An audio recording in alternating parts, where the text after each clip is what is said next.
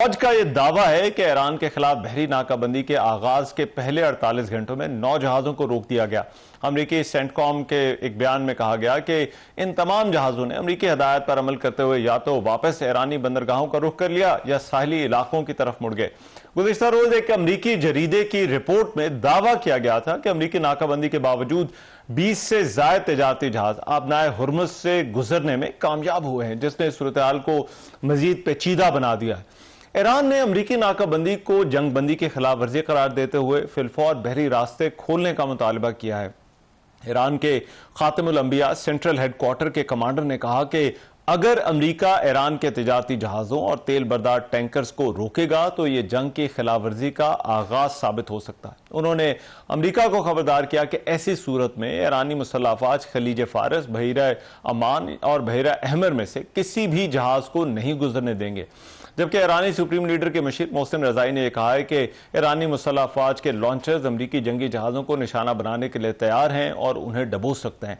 अपना हुर्मुज़ की बंदिश की वजह से दुनिया भर में तेल का एक बहरान पैदा हो गया। गुज़िश्ता दिनों चीन के सदर शी जिनपिंग ने भी मशरिक़ वस्ता में जारी कशीदगी को ख़त्म करने और पायदार अमन के क़याम के लिए 4 नुकात पर मुश्तमिल एक फार्मूला दिया था। ये तजावीज़ उन्होंने बीजिंग में मुत्तहदा अरब अमारात के वली अहद शेख खालिद बिन मोहम्मद बिन जैद अल नहयान से मुलाकात के दौरान पेश की थी। इसराइल और लबनान के दरमियान भी दूसरी तरफ मामला जारी हैं। अब ये जो आबनाए हुर्मुज़ का मामला है, ये क्या रुख इख्तियार कर सकता है इस कॉन्फ्लिक्ट के अंदर, ये कितना अहम हो गया है और किसी भी मुज़ाकराती प्रोसेस में इसकी अहमियत क्या होगी, इस पर बात होगी। President national institute of maritime affairs rear admiral Javed Iqbal साहब मेरे साथ जो है वो मौजूद हैं, उनसे इस हवाले से मजीद बात करते हैं। जावेद इकबाल साहब, सबसे पहले तो अभी इस वक्त जो हुर्मुज़ की सूरत हाल है वो मैं आपसे समझना चाहता हूँ कि ये जो मुकम्मल ब्लॉकेड की बात हो रही है, इसके असरात क्या हो सकते हैं और ये कितना चैलेंजिंग होगा दोनों पार्टीज के लिए, ईरान और अमरीका के लिए, इसको सस्टेन करना। जी बिल्कुल रहमान साहब, बहुत बहुत शुक्रिया मुझे शो में इनवाइट करने का। और अपने हुर्मुज़ की बंदिश के असरात तो हम तकरीबन पिछले 7 हफ्तों से दुनिया जो है वो सफ़र कर रही है। कभी एक उम्मीद का समा आता है और तेल की कीमत नीचे गिर जाती है, कभी फिर ऊपर चढ़ जाती है। स्पेशली सीज फायर के वक्त ये बड़ी उम्मीद पैदा हो गई थी कि अब ये शायद नॉर्मलाइजेशन की तरफ चली जाए, लेकिन फिर हमने देखा कि blockade, US blockade on Iranian ports and coastal areas, ये इन्फोर्स कर दिया गया। तो जैसे दुनिया का 20% जो है वो तेल की रिक्वायरमेंट यहाँ से निकलने वाले तेल से पूरी होती है, कि जो खलीजी ममालिक से और इंक्लूडिंग ईरान निकलता है और अपने हुर्मुज़ के रास्ते से होता हुआ फिर ज़्यादातर ये सप्लाई हमारी एशिया और मशरकी एशिया के ममालिक, जिसमें जापान, कोरिया, चीन, इंडिया और इसमें पाकिस्तान भी शामिल है, तो इसके ज़्यादातर खरीदार एशिया के हैं। बहुत थोड़ी सप्लाई जो है वो यूरोप की तरफ जाती है। तो और जो गैस है, वैसे तेल की पाइपलाइनों का तो आपको पता है कि पाइपलाइन के जरिए से थोड़ा बहुत ऑल्टरनेट मौजूद है। जो 15-20% तेल जो है वो पाइपलाइनों के जरिए भी सऊदी अरेबिया की ईस्ट वेस्ट पाइपलाइन से वेस्ट कोस्ट पे आ जाता है, यम्बू बंदरगाह के पास। और इसी तरह यूएई का तेल जो है वो अपना हुर्मुज़ को बाईपास करते हुए फुजेरा की बंदरगाह पे आ जाता है। मगर गैस का कोई ऑल्टरनेट पाइपलाइन नहीं है। गैस जो है वो कतर से, जैसे कतर दुनिया की तकरीबन 25% जरूरियात पूरी करता है, तो वो जब से कतर की रास लफान पे हमला हुआ है, तो उनकी जो तकरीबन 17% के करीब, 17 to 20% के करीब फैसिलिटीज डिस्ट्रॉय भी हुई हैं, जिनको उन्होंने कहा कि उसको रीगेन करने में भी 3 से 5 साल लग सकते हैं, और ब्लॉकेड भी है। तो गैस का इस वक्त कोई ऑल्टरनेट नहीं है जी। और जो तेल के रिजर्व्स जो हैं, जो इंटरनेशनल एनर्जी एजेंसी ने यूएस के कहने पे पूरी दुनिया में जो उसके उस ग्रुप के ममालिक हैं उन्होंने रिलीज किए थे स्ट्रेटेजिक पेट्रोलियम रिजर्व्स, तो वो भी अब चूंकि 1.5 महीना से ज्यादा ऊपर का हो गया है, तो अब एक इंटरनेशनल एनर्जी एजेंसी ने अब एक रिपोर्ट, हालिया रिपोर्ट में ये इंकशाफ किया है कि असल पिंच तो अब आएगा, क्योंकि रिजर्व जो है वो डिप्लीट हो रहे हैं।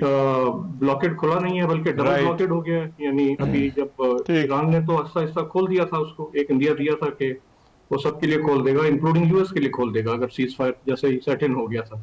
मगर अब यूएस के ब्लॉकेड ने क्या किया है कि दूसरी तरफ से ईरान ने भी अभी थ्रेटन कर दिया है कि मैं भी मुकम्मल ब्लॉकेड कर दूंगा।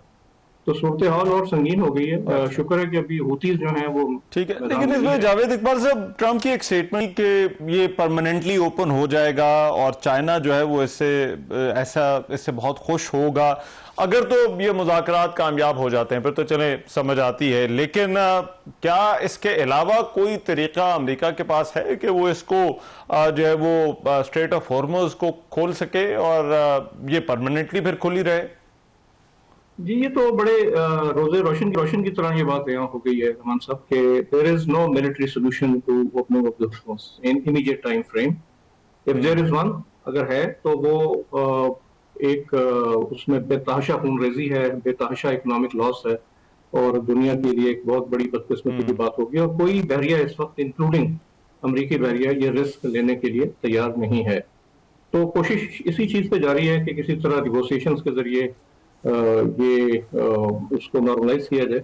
लेकिन इस पे ईरान ने इस वक्त जो दावा कर दिया है, आप खुद एक माशाल्लाह एक लीगल शोबे से आपका ताल्लुक है, वो एक न्यू नॉर्म क्रिएट करने के मुताबिक है कि उन्होंने कहा कि अब इस पे हमारा कंट्रोल होगा, हम इससे टैरिफ वसूल करेंगे, क्योंकि जैसे बाकी स्विस कैनाल में और पनामा कैनाल में किया जाता है। तो इंटरनेशनल लॉ में जो कि मुरवजा है उसमें तो ये पोजीशन नहीं है, उसमें तो ये एक ओपन आबी गुजरगा है, ट्रांजिट पैसेज इसमें एक्सरसाइज कर सकते हैं। किसी को कोई टैरिफ लगाने की इजाजत नहीं है, किसी को जहाजों का पैसेज रोक के यानी इंस्पेक्शंस के लिए उनको रोकना, चेक करना और गुजरना, इसकी भी इजाजत नहीं है। हाँ।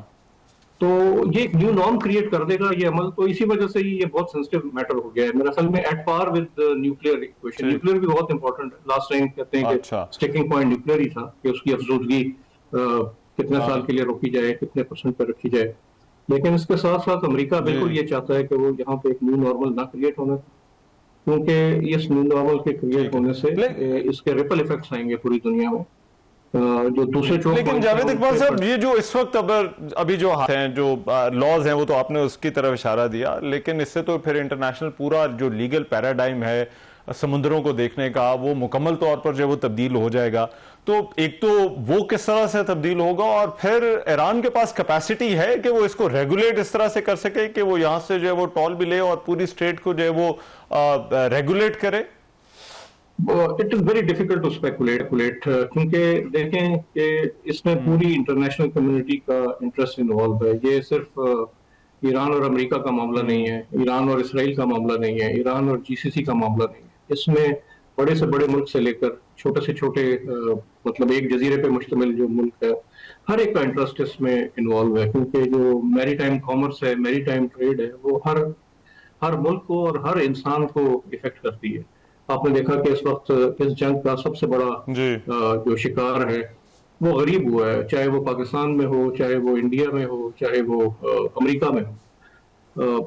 तो ये एक इस तरह का एक छोटा इशू नहीं है। ईरान के पास ये ताकत है और रहेगी, क्योंकि बेशक उसकी बड़ी बैरियर को तबाह कर दिया गया है, लेकिन आप देखें ना कि छोटी सी तो एक वो गुजरगाह है, वहां से भी जो तजारती जहाज हैं वो बिल्कुल 2 मील का रास्ता है, जिसमें वो ना राइट हो सकते हैं ना लेफ्ट हो सकते हैं, वरना वो खुश्की पे चढ़ जाएंगे और धंस जाएंगे खुश्की में और फिर ग्राउंड हो जाएंगे, या एक बहुत बड़ा हादसा हो जाएगा। तो राइट लेफ्ट जा नहीं सकते, उनको तो एक तरह से वो सिटिंग डक होते हैं ना, उनको तो कोई वॉरशिप की जरूरत नहीं है, मैं तो समझता हूँ कि तेज रफ्तार कश्ती की भी जरूरत नहीं है। एक मछेरा कश्ती के ऊपर अगर बारूद लगा हुआ हो और चुपके से आके वो टकराए और वो बैरी जहाज वहां पे डूब जाए या एक बहुत बड़ा उसको डैमेज हो जाए, तो कौन हिम्मत करेगा दोबारा से वहां से गुजरने की? और अगर वो जहाज वहां पे डूब ही जाता है फिर तो फिजिकल प्रॉब्लम हो जाएगी। ईरान भी यकीनन ये चीज नहीं चाहता कि वो मुकम्मल ब्लॉक हो जाए, वो सिर्फ अपना एक कंट्रोल रिजल्ट करना चाहता है, और हो सकता है ये भी उनकी एक मैक्सिमम पोजीशन हो, क्योंकि आपने देखा कि जब भी नेगोशिएशन की तरफ जाते हैं तो कंट्रीज मैक्सिमम पोजीशन लेते हैं। यू नेवर नो कि मुज़ाकरात की मेज पे हो सकता है कि ईरान स्टेप बैक कर दे, क्योंकि lot is stake on Iranian side also. ठीक है, कोई भी तो आपको ये लगता है कि फिर बातचीत ही जो है वही को मसले का हल लेगी? लेकिन आपने जिस तरह पहले इशारा किया, अगर बातचीत से कोई हल निकल भी आता है तो कितना वक्त लग सकता है सारे पूरी जो तिजारत है और स्ट्रेट ऑफ हॉर्मुज़ को नॉर्मलाइज होने में? जी, सबसे पहले तो negotiated settlement, war termination, assured war termination, जिसमें रीफ्लैश का कोई एहतमाल ना हो। सबसे पहले